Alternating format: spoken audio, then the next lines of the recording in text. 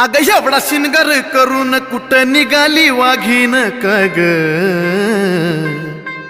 अन कशी शिलांगण खेळती महादेवाची जोगीन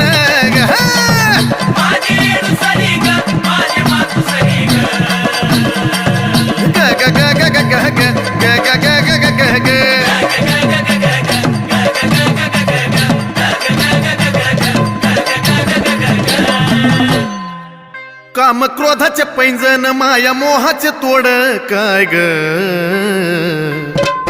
अग नव खंडाला येडा मायचं लागलं याड काय ग